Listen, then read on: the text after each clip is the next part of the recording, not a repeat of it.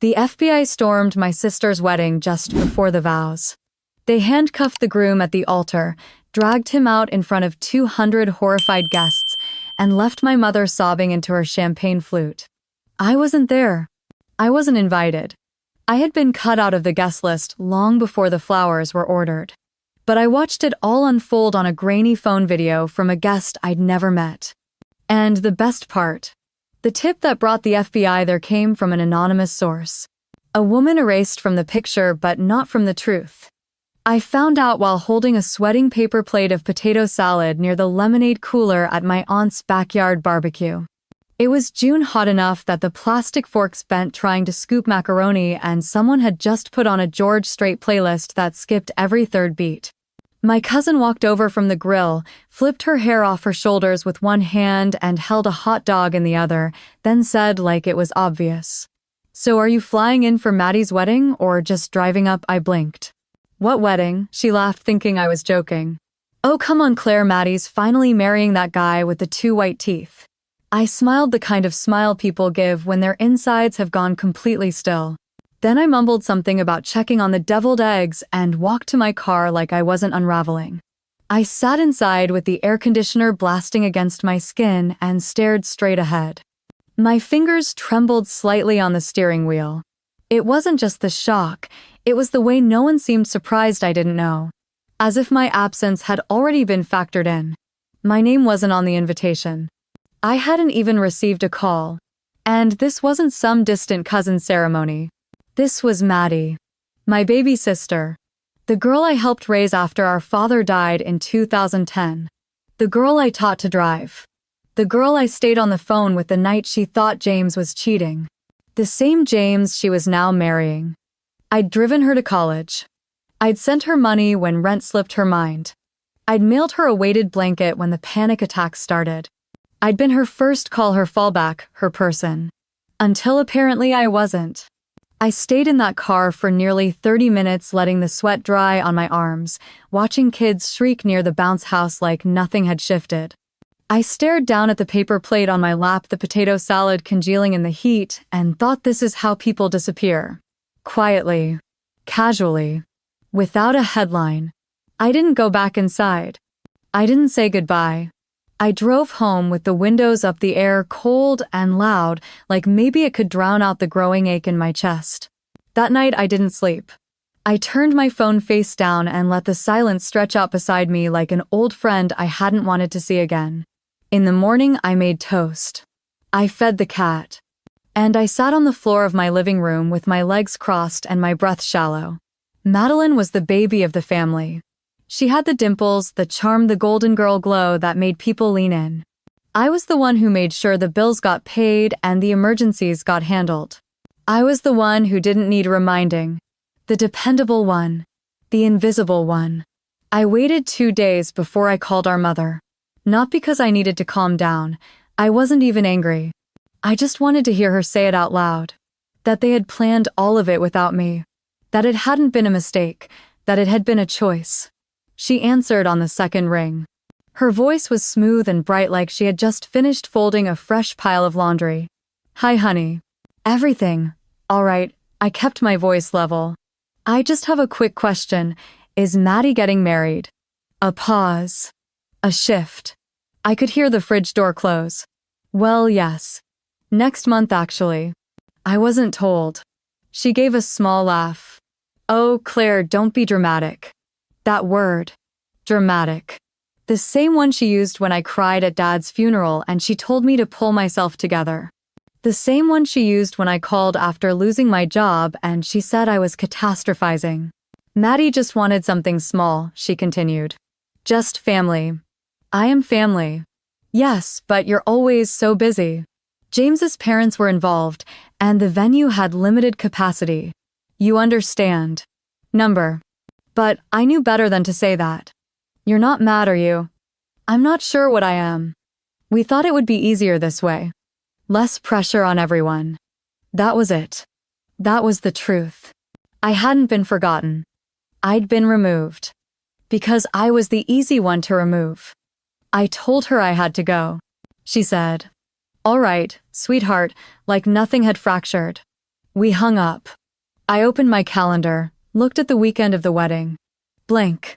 No RSVP, no seat. No roll. I didn't text Maddie. I didn't tell Julia. I didn't post anything. I sat in the quiet and let it settle into me. Not grief. Not rage. Something colder, something more permanent. Like fog that never lifts. No return. It wasn't the first time I'd left without telling anyone. After Dad died in 2010, I'd packed a duffel and moved back home to Elk Grove from San Diego in under 24 hours.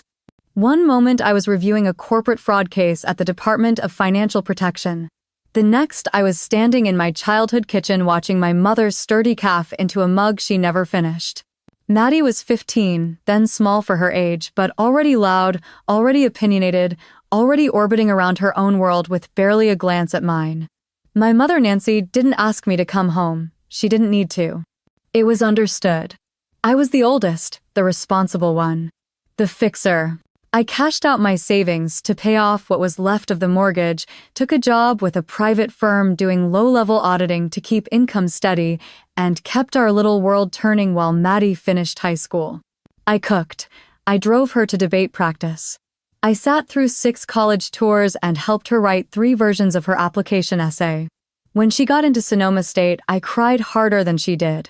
When Maddie moved out, I stayed, not because I couldn't leave, but because I didn't know how anymore. By then, Mom had gotten used to me being the one who paid the bills on time and remembered to check the water heater. I told myself I'd leave once Maddie graduated. Then it became once she found a job. Then once she moved out of that weird Craigslist apartment with the moldy tile and the passive-aggressive roommate. Instead, I just kept helping. Rent money, groceries, new tires. Birthday cards with cash tucked inside even when I was scraping through tax season with no sleep. When she had her first panic attack, I drove 3 hours to bring her ginger tea and a weighted blanket. She cried into my lap and said she didn't know what she would do without me. I held her like I used to when she was 5 and terrified of thunderstorms. Then James came along. He showed up at Thanksgiving 3 years ago wearing expensive shoes and a blazer that screamed tech startup energy. He had that practiced kind of charm that makes insecure people feel like they're being seen. Maddie lit up around him in a way that made me nervous. She looked too eager to impress, too willing to laugh at things that weren't funny. But I smiled through dinner, asked polite questions, and took mental notes. After dessert, while everyone else was watching football, I ran his name through a couple of databases I still had access to. What I found wasn't illegal, but it wasn't clean either. 3 LLCs with almost no revenue, all dissolved within 18 months. A change of legal name 2 years prior. Multiple address changes across 2 states. It read like someone trying to stay one step ahead of a paper trail. I waited a few days. I didn't want to overreact. Then I sat Maddie down at a coffee shop in Midtown and told her gently that James didn't seem entirely above board. I didn't accuse. I offered concern. She looked at me like I'd kicked her puppy. "Why are you always trying to ruin things for me?" I blinked. "What are you talking about? You never trust anyone. Just because you work in fraud doesn't mean everyone's a criminal." I said nothing. She shoved her chair back loud enough to make people turn their heads and stormed out. Later that night, Mom called. She didn't ask what had happened. She told me very calmly that if I couldn't be supportive, maybe I should take a step back, that Maddie was happy, that I was making too big a deal out of nothing, that I was being once again dramatic. I stopped bringing it up after that. I still sent birthday gifts. Still forwarded job openings when Maddie said she was thinking about switching roles. Still showed up to Christmas with a bottle of wine and no expectations. But something shifted. Invitations became less frequent. Conversations shorter. I was being managed. I found out later from Julia that Maddie had gotten engaged 6 months ago. There was a post on Facebook, a carefully filtered photo of the 2 of them at sunset, captioned with a quote from a love song. I hadn't seen it. I hadn't looked. When Julia texted to ask if I was surprised, I lied. Told her I'd known for a while. Told her I was fine. Then I put my phone down and stared at the ceiling, trying to understand why I felt more numb than hurt. The truth was I'd been fading out of the picture for a long time. Not because I stopped caring, but because caring too loudly got me labeled difficult. I guess I had finally made it easy for them to forget I was there. I booked the flight on a Tuesday afternoon while sitting at my kitchen table, the same place where I used to write checks for Maddie's tuition and where I once iced my foot after twisting it carrying groceries up 3 flights of stairs for my mother. The search engine auto-filled Lihu the second I typed in L. I didn't compare prices. I didn't look for deals. One way, Sacramento to Kauai. Friday morning. Window seat. I didn't tell anyone. Not Julia. Not my manager at the firm, though I submitted the vacation request through the HR portal 5 minutes later. I just closed my laptop, stood up, and started folding clothes into a duffel bag. It wasn't dramatic. It was mechanical. Like brushing your teeth or taking out the trash. I rented a bungalow on the North Shore. Wooden floors, high windows, a small lanai with a view of the ocean. It was perched halfway up a slope thick with palms and hibiscus, the kind of place you only ever see on the cover of retirement brochures or in desktop wallpapers. I had to hike up a gravel path to reach it, which made it feel even more hidden, like the world wouldn't find me unless I wanted it to. The day of my flight, I arrived at the airport 2 hours early. I didn't bring a book. I didn't wear makeup. I wore the same jeans I had pulled weeds in the week before. At security, the agent looked at my ID and asked if I was traveling for business or pleasure. I said neither. On the plane, I took my seat and stared out the window long before we took off. The woman next to me tried to make small talk about the weather. I nodded politely, then closed my eyes. I didn't want kindness. I wanted distance. Somewhere over the Pacific, the clouds broke into endless blue, and I thought about the graduation card Maddie gave me back in college. She had written in silver ink across the inside flap, "You've always been the one I trust the most." I remember she underlined the word trust twice. I kept the card in my desk drawer for years, tucked behind an old keychain and a dead flashlight. Eventually, I threw it out without meaning to. Maybe during a spring cleaning. Maybe when I moved out of the house on Jefferson Drive. Now I wasn't even on the invitation list. Not a name. Not a mention. I wasn't the +1. I wasn't the minus anything. I simply didn't exist. We landed in Lihu just past noon. The air hit me like a warm towel. Soft and heavy and fragrant. Plumeria and salt and something deeper like lava rock after rain. I picked up the rental car, a white hybrid that smelled faintly of coconut sunscreen, and drove north with the windows down, letting the wind mess up my hair. The bungalow was just as advertised. Wooden slats, wide eaves, a hammock on the porch. The host had left a bowl of starfruit and a handwritten note that said, "Welcome, Claire." No one had said that to me in a long time. I took a photo of the bowl and deleted it immediately. That first night, I didn't sleep much. The wind rustled the banana trees like whispers I couldn't understand, and the ocean roared softly in the distance like a pulse too far to feel. I lay in bed watching the ceiling fan spin, thinking about what it meant to be unwanted. Not hated. Not rejected. Just irrelevant. The next morning, I walked down to a small cafe near the beach and ordered an iced Kona with a splash of oat milk. The barista was barefoot and wore a flower behind her ear. She didn't ask where I was from. She just smiled and handed me the drink like we'd known each other for years. I took it to a table near the edge of the deck looking out over the water. The sky was high and bright. The waves came in slow and steady like a lullaby. I pulled out my phone, opened Instagram, and posted a photo of the ocean from where I sat. No filters, no caption. Just the view. A chair. My coffee. The stretch of blue beyond the wooden railing. Within minutes, the viewer list began to light up. Maddie. Mom. Amber. Even Aunt Lillian. No one messaged, no one commented. But they saw me. Not at the bridal shower. Not at the planning brunch. Not in the lineup of matching robes and hair curlers. But here, in a different time zone. On a different island. Living. And for the first time, I didn't feel erased. I felt quietly, completely, and irreversibly gone. The ocean moved like it had no memory of me.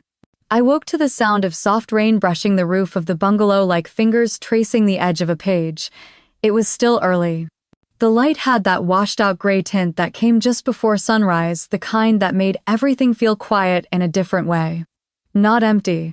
Just undecided. I pulled the blanket tighter around my shoulders and sat up slowly listening. No footsteps above or below. No phones buzzing. No one clearing their throat or calling my name from another room. It took me a moment to realize how unfamiliar that was, being alone without feeling alert, being quiet without having to apologize for it. I padded barefoot across the cool wooden floor and made coffee. The cabin had a simple kitchen with a single gas burner and a blue enamel kettle that whistled sharply when the water boiled. I liked the sound. It reminded me of camping trips with Dad when I was little, before everything got so serious.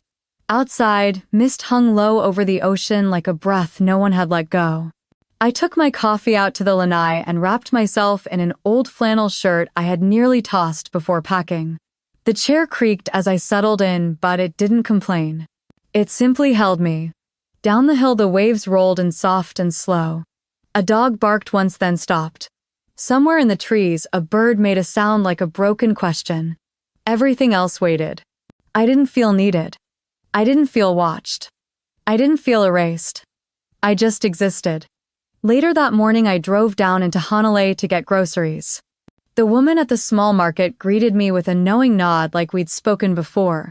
Maybe we had. Or maybe she just recognized the look I wore, like a second skin, the one that says, I don't know what I'm looking for, but I know what I'm leaving behind. I bought mangoes, a loaf of crusty bread, some local cheese, and a small jar of something that looked like passion fruit jam. At the counter, the clerk asked if I wanted a bag, and I said no, even though I had nothing to carry the food in. I just held it all close to my chest like it might anchor me. Back at the bungalow, I made lunch slowly, slicing the mango with a dull paring knife, arranging everything on a wooden cutting board like it mattered. I ate on the porch again, legs folded under me, watching a gecko inch its way up the screen. That afternoon, I walked along a trail I'd read about in a dog-eared guidebook left on the cabin's bookshelf. It was short but steep, winding through trees that seemed older than anything I'd ever touched. Halfway up the trail opened to a view of the coastline that made me stop breathing for a second. Everything was green and blue and endless. I sat on a flat stone and let the breeze dry the sweat on my neck. I didn't take a photo. I didn't want to capture it. I just wanted to be inside it. When I returned to the bungalow, my legs ached in a way I liked. Earned, not inflicted. I made tea and lit a citronella candle and sat in silence, writing in the journal I'd bought the day before. Not anything profound. Just lists. Things I didn't have to do today. Say sorry when I wasn't wrong. Cover for someone else's oversight. Explain why I was upset. Pretend I wasn't upset. Smile on cue. Forgive before I was ready. Be the bridge, the buffer, the translator. Be the one who always called first. Answer. I underlined that last one twice. At sunset, I posted a photo to my story. The shot was simple: the wooden chair on the edge of the lanai, turned slightly away from the camera, facing the sea. No caption. No hashtags. Just the image. I watched the viewer list out of habit more than curiosity. Mom. Maddie. Amber. Rachel. None of them messaged me. But they saw it. They saw where I was. They saw the chair. They saw the sky I was under, even if only for a moment, and that somehow was enough, because I wasn't trying to remind them of me. I was reminding myself I existed outside of them. The wind picked up as darkness fell. I left the windows open and let the air move through the bungalow, touching everything gently. The journal lay open on the table. The last thing I'd written was this: I am not what I gave. I am what I kept. Then I put the pen down, turned off the lights, and let the quiet wrap around me like something earned. The rain came just before dawn, soft and steady, brushing the roof in waves like someone breathing above me. I opened my eyes without knowing why, heart calm but mind already moving. Something had shifted overnight, not dramatically, but like a stone finally tipping after years of pressure. I stayed under the blanket a while, listening to the water and wind, trying to name the feeling. It wasn't dread. It wasn't peace either. It was readiness. By the time I made coffee, the light had gone from gray to silver. The trees outside shimmered with droplets. I sipped slowly, wrapped in my old flannel, and stared out at the ocean. It looked colder today. Not angry, just honest. Unmoved. Like it had known things long before I did. I hadn't opened my laptop since arriving. Not really. I brought it more out of habit than intention. But that morning I carried it to the kitchen table and let it sit closed for a few minutes while I stared at the cover. I remembered the last time I'd used it for something that mattered. Not taxes, not work. Something personal. Something messy.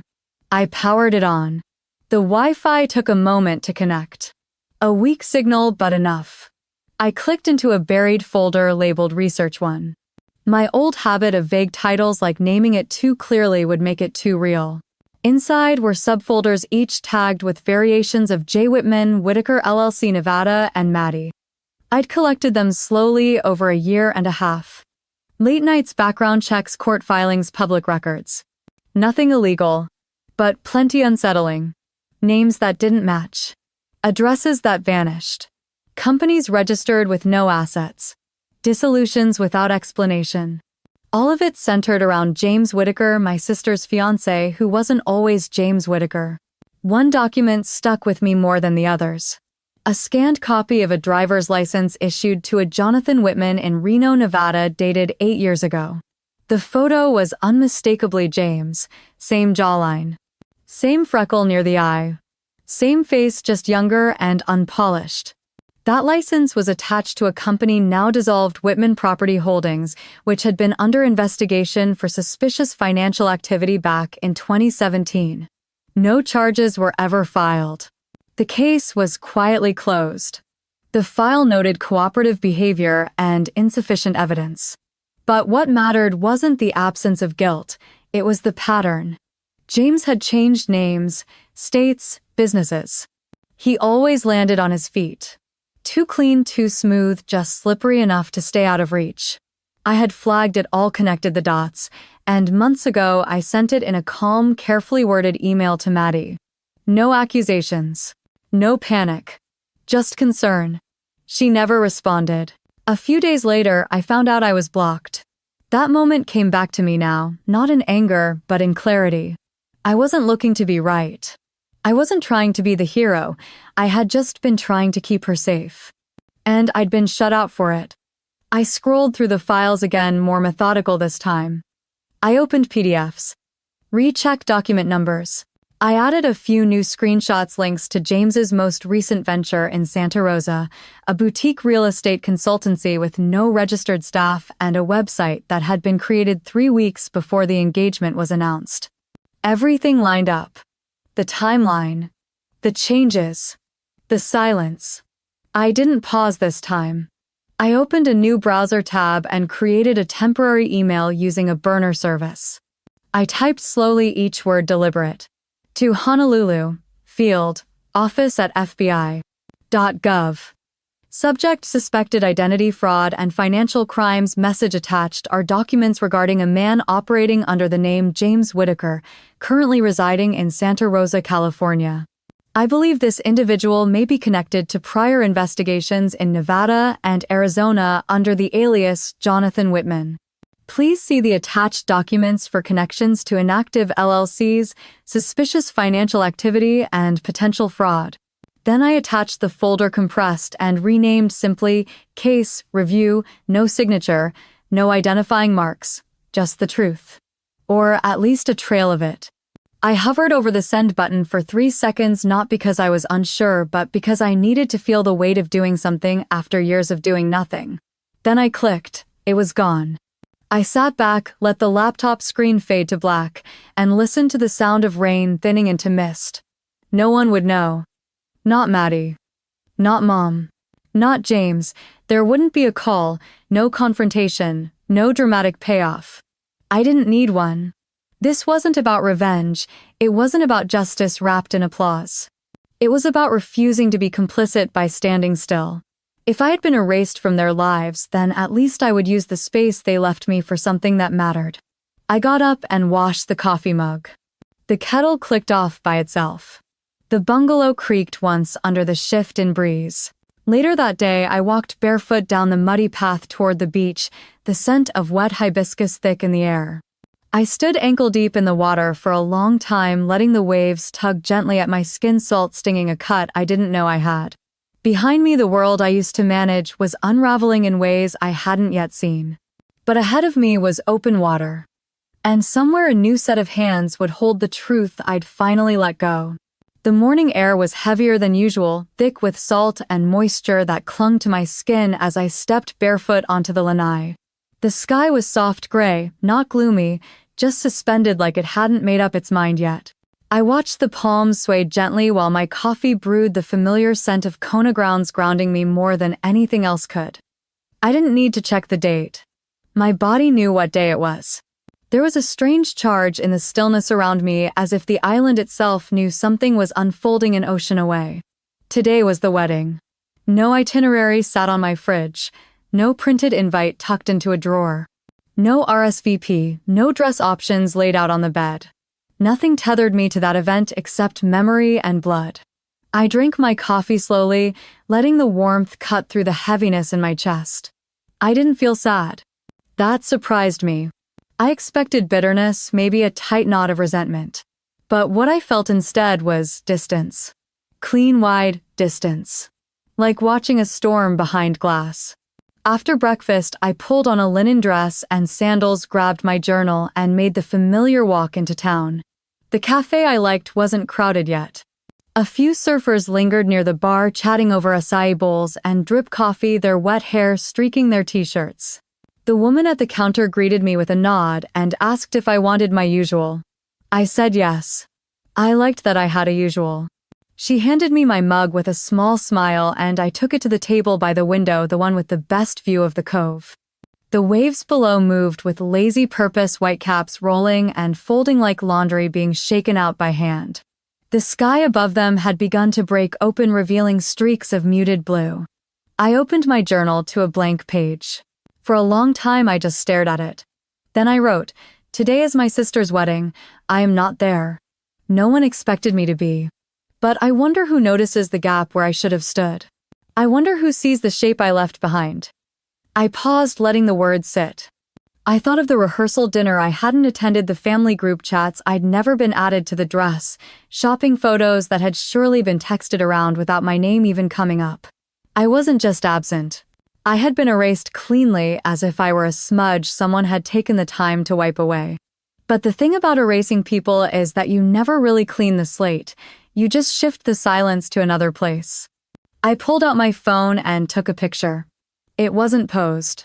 Just the edge of the coffee mug, the page of my journal, the ocean blurred in the background. My shoulder visible in the corner. A still life of someone who had stopped waiting to be invited. No caption, no hashtags. I posted it to my story and set the phone face down on the table. For the next hour, I didn't check who saw it. I just watched the water. A cat walked along the stone wall outside the cafe, tail twitching. A couple argued softly over directions, then laughed and kissed like the argument never happened. Life went on around me with no knowledge of where I wasn't. Eventually, I picked up my phone and looked. Maddie. Mom. Amber. Rachel. 3 of Maddie's college friends I hadn't spoken to in years. They had all seen it. None of them messaged me, no one replied, but I felt the shift, the pause I knew I had created in someone else's day. Not because they missed me, but because I reminded them I was still here. I imagined the wedding already in motion. Maddie in a lace dress, hair swept to one side, bouquet gripped tight in nervous hands. James standing stiffly in a gray suit, his smile too sharp for comfort. My mother dabbing her eyes with a tissue timed perfectly for the videographer. Everything curated. Everything perfect. Except maybe for a single glance toward an empty seat. Maybe no one said anything. Maybe they just felt it. I pictured the photographer arranging family portraits, shifting shoulders, adjusting hems, reminding people to smile. I imagined the click of the shutter and the pause just before it. The moment when someone might notice that there was one less person than expected. Would they think of me? Would they ask where I was? Or would they pretend, as they had for so long, that I was never supposed to be there in the first place? It didn't matter, not really. Because I wasn't there. And I didn't want to be.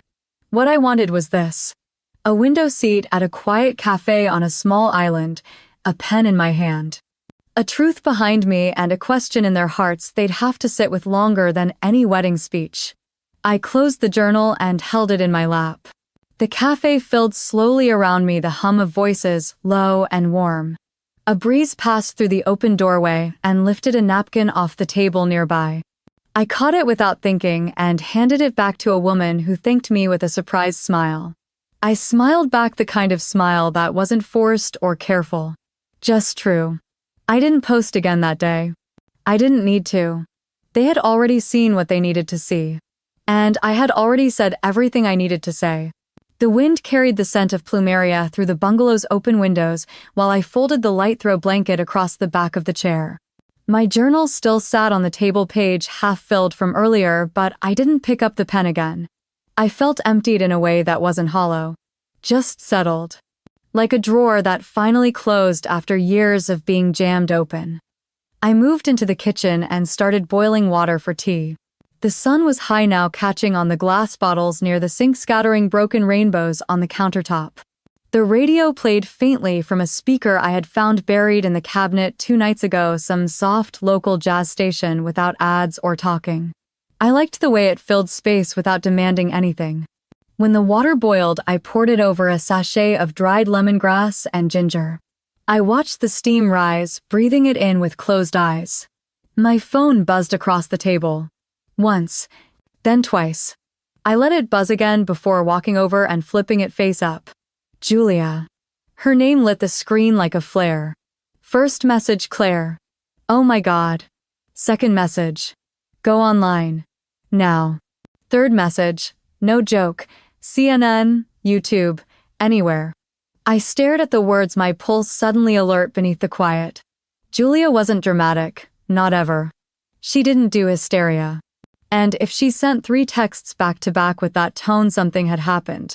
I picked up the phone with both hands and opened YouTube. My homepage was already filled with clips. Breaking news: groom arrested at Santa Rosa wedding, FBI crashes ceremony. Fraud suspect in custody, bride collapses as groom taken away. Mid-vows. I clicked on the longest one, hand steady, though my chest felt like it wasn't breathing. The video opened with a shaky frame of pastel fabric, soft lighting, laughter in the background. Then the camera tilted and everything fractured. Screaming. A bouquet flying out of someone's hand. A wine glass shattering against concrete. Then came the agents. FBI printed bold across their jackets. 3 of them moving in fast, slipping through the aisle like a rip current.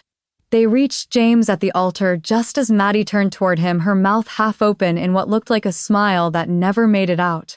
He didn't run. He didn't flinch. He didn't say a word. The officiant stuttered something, his voice drowned out by gasps and the scraping of chairs. Then the camera caught my mother. She was standing just behind Maddie, hand clutched over her mouth. Her eyes wide. Her body swaying slightly before a guest steadied her. Someone off camera yelled, "Is this part of the ceremony?" It wasn't. James was cuffed in front of everyone. His hands folded calmly as if this was a business meeting. His face blank, not angry, not shocked, just aware. The next clip cut in immediately, this one from a different guest taken from the side. James stood flanked by agents, one reading him his rights. James Whitaker, also known as Jonathan Whitman, and Josh Weller. You are under arrest for wire fraud, money laundering, identity theft, and conspiracy to commit financial crimes across state lines. You have the right to remain silent. The camera jerked toward Maddie. She was on the ground now, hands buried in her dress, crying into the fabric. Her veil was half off, tangled in her hair. Someone tried to help her up, but she slapped their hand away. In the background, the cake still stood untouched. Pink roses, 4 tiers, toppers glinting under the string lights. It looked like something from a magazine, surreal in its perfection, while the world behind it burned. I watched until the video ended, the anchor cutting in with crisp delivery. Authorities have confirmed that James Whitaker, age 38, had been living under a false identity for over 6 years. He is connected to multiple dissolved shell companies in Arizona and Nevada and is believed to be involved in a broader international finance operation currently under investigation. I sat back in my chair. No anger. No disbelief. Just a long breath out. I had known. Not the scope, not the international details, but the truth in its most essential shape. The kind that hums in your ribs before anyone else hears it. The kind no one wants to believe when it comes from the person who always ruins the party by telling the truth. I closed the laptop and looked out the window. The ocean rolled on unbothered. A white bird cut across the sky, turning once, then disappearing behind the trees. My phone buzzed again. Julia again. Claire, are you okay? I didn't answer. Then another came in. Mom, please call me. When you're ready. And another. Amber, Maddie's not speaking. No one knows what to do. I set the phone down gently. There was nothing I needed to say. Not yet. Maybe not ever. Because the thing about truth is once it cracks open, it keeps spilling. It doesn't need you to guide it. It finds its own light. I walked to the porch and sat in the wooden chair. Let the wind touch my face. Let the world keep talking behind a screen. Let silence say everything I already knew. The light came in sharp through the slats of the blinds, warmer than the day before, almost urgent. I sat up slowly, blanket still tangled around my legs, and reached for my phone. It buzzed as soon as my fingers touched the screen, as if it had been waiting for me to open the door. 16 missed calls. 11 voicemails. More than 20 unread texts. I didn't need to look to know who they were from. The names glared back at me one after another. Mom, Aunt Lorraine, Amber, my cousin Lila, even Rachel, who I hadn't heard from since Maddie's college graduation. All of them had something to say now. I stared at the notifications for a long time before opening the first text. It was from my mother. Maddie won't speak to anyone. We're scared, please just call. The next was from Aunt Lorraine. Claire, it's awful. Your sister hasn't gotten out of bed. Your mother's a wreck. I don't know who else to call. We need you. Amber wrote, we don't know what to do. Everything's falling apart. She keeps asking for you. Each message layered over the next like a fresh coat of desperation. They were stacking their panic, hoping it would build a bridge back to me. But the truth was I wasn't lost. I slipped into jeans and a soft cotton tee, pulled my hair into a loose bun, and walked barefoot to the kitchen. The kettle took longer than usual to boil, the flame flickering beneath the small silver base. I waited with my hands wrapped around the counter's edge. When the water finally screamed, I poured it over a tea bag and let it steep. The cup was warm in my palms, but I didn't drink it. I carried it with me outside and sat on the lanai, letting the heat sink into my skin. The ocean shimmered like it hadn't heard a thing. When I felt ready, I tapped the voicemail icon and let the first one play. Claire, it's me.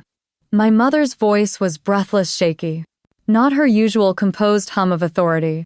I don't know how to fix this. Maddie won't talk. She won't come out of her room. Reporters are calling the house. Neighbors keep asking questions. Everything's fallen apart. She paused, and I could hear a door close in the background. I know you're angry. I know you're hurt, but you've always been the strong one. You hold everyone together. And now, without you, everything is broken. She ended the call there, no sign-off. Just a soft exhale before the line cut. I let the second message roll in without pausing. Claire, please. Just call your sister. Or me. Or anyone. We don't know what we're doing. Maddie won't eat. She keeps asking if you've called. I stopped listening after the third. I already knew what the rest would be. Different voices, same tone, same urgency. The same realization too late that something vital had been missing from their world, me. But it wasn't love they had missed. It was the labor. The invisible stitching I had done for years to keep them from falling apart, the phone calls, the lists, the silent sacrifices. The willingness to be the one who understood while no one else had to. I drank the tea slowly. It had cooled, but I didn't mind. I watched a mynah bird hop along the deck rail, its head cocked like it was eavesdropping. After a while, I slipped on my sandals and walked into town. The bakery on the corner was just opening. The woman behind the counter recognized me, nodded without asking, and slid a small brown bag across the counter. Pineapple pastry, still warm. I thanked her quietly and carried it down to the beach, sitting on a bench facing the water. The tide was rising. Small waves broke over the black rock with measured rhythm. Nearby, a little boy tossed a stick into the surf and squealed when his dog brought it back. I took a bite of the pastry and let the sugar and fruit fill my mouth. For the first time in years, I wasn't rushing through breakfast to get to someone else's crisis. I pulled out my journal and opened to a blank page. They're calling now. Because the scaffolding they leaned on disappeared. Because I stopped catching what they dropped. But that doesn't mean they see me. Not really. They miss the function, not the person. They miss the silence that made them feel safe. Because it was carrying everything they didn't want to face. I paused and looked up. The sky was wide open blue and endless. A breeze came off the water, tugging softly at the hem of my shirt. Back at home, I imagined doors slamming. Voices rising. My mother pacing the kitchen. Maddie curled into a silence they didn't know how to interpret. And here I was. Whole. Still. Not angry. Not empty. Just no longer available to be their quiet rescue. I didn't call them back. Not because I wanted them to suffer, but because I wanted them to sit with the absence they had created. It was never revenge. It was simply the cost of making someone disposable. Eventually, someone always notices what was holding everything up, but by then it's usually too late. The stars were still out when I woke, scattered thinly across the early morning sky, like someone had forgotten to sweep them away. I moved quietly through the bungalow, careful not to disturb the silence that had taken days to build. The kettle whistled softly as I watched the water rise, steam curling against the windows. I poured my tea and opened the front door, stepping barefoot onto the lanai just as the horizon began to warm. The ocean was glass. Not a wave in sight, only the slow inhale and exhale of distant tides. I sat in my usual spot, cradling the mug in both hands, and felt that old familiar weight again. Not heaviness, just memory. When I picked up my phone, the screen was already glowing with a new message. Maddie. Her name, once bright with childhood and soft secrets, now felt like a question I didn't know how to answer. I tapped the message open with a practiced breath.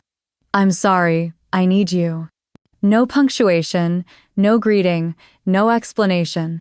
Just a sentence shaped like a lifeline tossed too late. I didn't respond. Instead, I slid the phone into the pocket of my robe and stared out at the water. The sun cracked over the edge of the sea, lighting the sky with blush and gold. Birds skimmed low across the surface, wings catching the light like knives. Later, after breakfast, I sat at the kitchen table and opened my journal.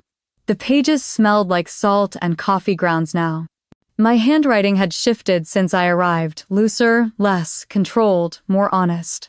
I wrote, now they want my presence to fix what they ignored in my absence.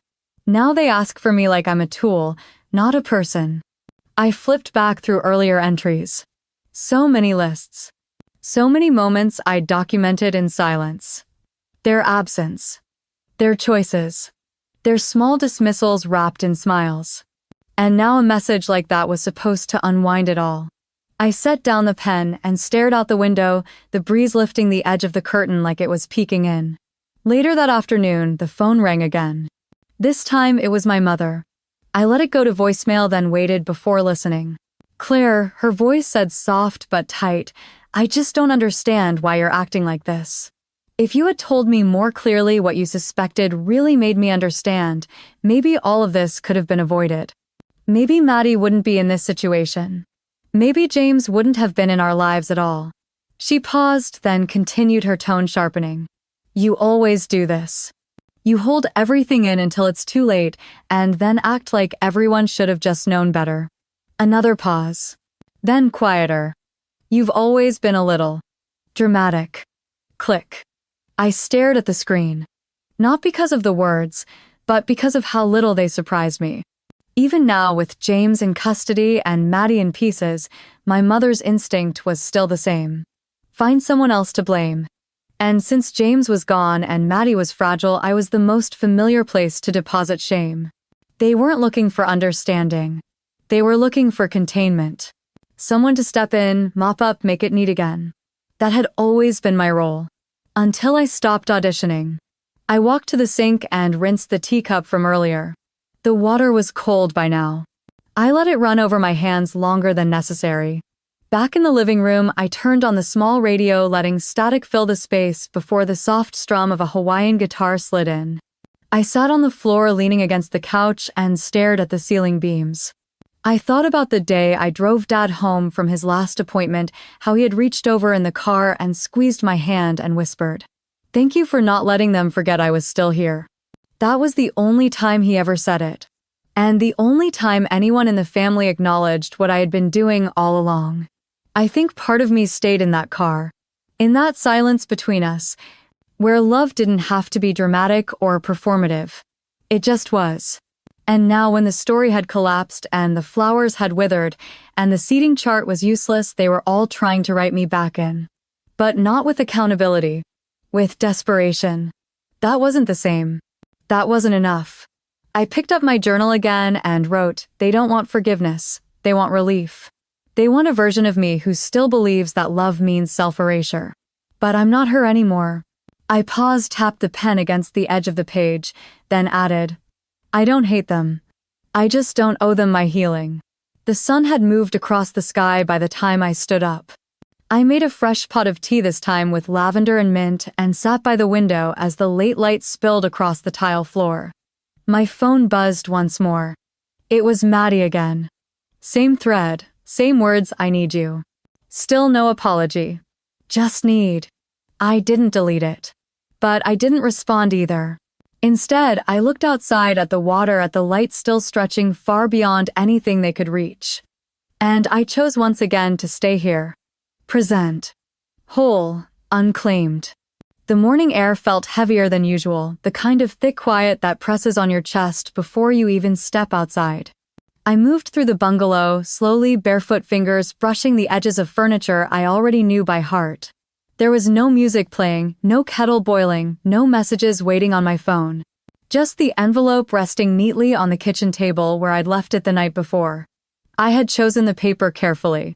Pale yellow with soft pink hibiscus designs pressed into the corners, the kind of stationery you'd buy on vacation and forget to use. It felt honest in a way that white paper didn't. A little sentimental but not naive. The envelope was unmarked except for one address. The house on Alder Street. The one with the cracked driveway and the old wind chime that never stopped rattling. I didn't write a return address. I didn't want them writing back. Inside the message was short. "I hope you find peace. I hope you tell the truth. I hope next time the invitation comes before the apology. Claire Donnelly." That was it. No anger, no demand. Just the kind of statement that hung in the air after a door closed gently but completely. I slipped the envelope into my bag, zipped it carefully, and headed out the door. The walk into town was quiet. A few locals waved from porches, a man hosed off his surfboard, and two kids passed me on bikes, their laughter trailing behind like a wind chime in motion. The coffee shop opened early, and the smell of toasted coconut muffins and Kona beans drifted out onto the sidewalk. I ordered a small coffee and added cream at the counter. The barista smiled like he always did, like I was a regular now. Sending something, he asked, nodding toward the envelope I hadn't realized I was holding so visibly. I smiled back. Just a letter. One that needed to go exactly where it's going. He didn't ask more. Just handed me a wooden token for cream and wished me a peaceful day. Outside, the red mailbox stood under a jacaranda tree just starting to bloom. I walked to it, slowly paused, and ran a hand across the warm metal. I slid the letter into the slot and waited a second before letting it go. Just one breath, one moment to mark the gesture. Then it was gone. I didn't feel lighter. Not really, but I felt done. At the beach, the tide was rolling and the waves slow and heavy. I sat cross-legged in the sand, the coffee warm between my palms, and watched the line where the water met the sky blur and disappear. A sailboat drifted lazily in the distance. The wind picked up, curling my hair against my cheeks like fingers brushing me back to presence. I thought about how many times I had written things I never sent. Long emails, late-night notes in journals, unsent texts. None of them ever felt right enough to share. But this one had. Because it wasn't written for response. It was written for release. That afternoon, I wandered the small path behind the cove collecting a few stones, a piece of pale green sea glass shaped like a teardrop. I watched two teenage girls try to balance on paddleboards, laughing every time they fell off. Their joy was loud and unfiltered and somehow comforting. I remembered Maddie at 13 braiding her hair while humming the same Taylor Swift song on loop. I remembered her asking me if heartbreak really made your chest hurt, or if that was just something movies made up. I told her the truth, it absolutely could. She didn't believe me then. I wondered if she believed it now. Back at the bungalow, I made tea and pulled out my journal. I didn't write much. Just a few lines. It's strange to be at peace and still carry weight. But it's not mine anymore. It's theirs, it always was. The sun was beginning to dip by the time I changed into jeans and a soft cotton sweater. I tucked a blanket under my arm and walked down to the sand again, the sky streaked with lavender and burnt orange. I found my spot near the rocks where the tide whispered and the wind hummed low through the trees. I lay back on the blanket, the moon already beginning to rise full and round and bright enough to cast shadows. I thought of the letter already on a plane or in a sorting bin somewhere, headed toward a house full of silence and questions. Maybe they'd read it out loud. Maybe they'd pass it around the dinner table in brittle confusion. Or maybe they'd pretend it never arrived at all. It didn't matter, because I knew it existed. And now so did they. I let my eyes close as the sound of the waves pulled me inward. There was no epiphany, no grand revelation, just space, just stillness. And for the first time, I wasn't waiting to be let back in. I had already let myself out. The day began like most others in Kauai, with the hush of wind slipping through palm leaves and the scent of salt drifting in before my feet touched the floor. I moved slowly, methodically, not because I was tired, but because I no longer rushed anything. The world had made a habit of running without me, and now I had finally stopped trying to catch up. After breakfast, I sat outside with my journal and a cup of pineapple green tea, legs tucked beneath me and the sun warming one shoulder. I hadn't written anything since mailing the letter. There didn't seem to be anything more to say. But something about that morning made me flip to a fresh page anyway. The blankness no longer felt like pressure. It felt like permission. Before I could write, my phone buzzed. I let it sit on the table until the second buzz came, then the third. I reached for it lazily, expecting another round of silence disguised as apology. Instead, it was Julia. Just one line followed by a link. It's out. FBI confirms multi-state laundering scheme. Anonymous evidence triggered everything. I clicked the link not because I needed proof, but because I wanted to see how far the story had traveled. The headline read like fiction. Federal agents crash Santa Rosa wedding to arrest groom in major fraud case. There were photos embedded. Grainy stills from a phone camera. A blurry man in a tuxedo being pulled aside in front of horrified guests. A woman in a pale pink dress sobbing near a ruined cake. A woman who looked too much like my mother being held upright by someone I couldn't place. I scrolled slowly. Not for the spectacle, but for the line I knew would be buried somewhere in the article. Sources confirmed that an anonymous tip supported by financial documents sent directly to federal offices in Honolulu and Sacramento led to the investigation. That was all. No mention of me, no need. I locked my phone and laid it face down beside my tea. Later that afternoon, when the wind picked up and clouds rolled in from the mountains, I walked down to the beach with my journal tucked under my arm. The tide was low again, the waves soft and foamy, and the shore dotted with broken coral. I found a flat rock, set the journal down, and let the breeze flip through the pages on its own. I took a photo from above. The pages open, the sea behind them, the wind in motion. Nothing staged. Nothing filtered. Just a moment that didn't need to be explained. I posted it to my story. No caption. I didn't check who watched it. I didn't need to. By sunset, a voice message arrived. Maddie. I waited hours before listening. I wasn't afraid of what she'd say. I was just aware of what it might pull back up in me. But eventually, with the sky bleeding orange and gold, I tapped play. She started with silence. Then a slow inhale. "I know you sent it," she said. "The letter. The files. All of it." Her voice cracked not with emotion but with effort, like someone learning how to speak truth for the first time. I don't know how I didn't see it before, or maybe I did and didn't want to believe it. I don't know. I'm not here to blame or fix or beg. I just want you to know I saw your post today, the journal, the ocean. You didn't need to write anything. That was the message. No apology. No request. Just acknowledgement. I didn't save it, but I didn't delete it either. I set the phone aside and walked out to the shoreline barefoot. The water was cooler than usual, the wind sharper, but the horizon was clear. I stood there, my feet sinking slowly into the wet sand, and whispered into the air she saw. Not me. Not the version they once leaned on, but the one who left, the one who didn't come back when called. Back at the bungalow, I made soup with leftover rice and carrots. I lit a candle not for ambiance, but because I liked the way the flame flickered when the wind slipped through the cracks in the shutters. I opened my journal and wrote one line. Recognition doesn't need to be public to be real. And I believed it. That night, as I sat on the porch wrapped in a blanket, the moon rising high and full behind a curtain of clouds, I felt something shift. Not a dramatic moment, not a scream or a break, just a settling. A quiet click in the soul. For so long I had wanted them to say it out loud. That I was right. That I was wronged. That I was missing. But now I realized I didn't need those words. I needed what Maddie had just given me. Not validation, but witness. She didn't need to say thank you, she just needed to stop pretending I hadn't been there all along. And now finally she had. The light arrived before I was fully awake, slipping through the sheer curtain like an old friend who no longer needed to knock. I rose slowly, no alarm, no schedule, just the sound of the tide brushing against the shore like a lullaby played in reverse. I wrapped a sweater around my shoulders and padded barefoot into the small kitchen where the coffee was already halfway brewed. The smell of Kona beans filled the space warm and grounding.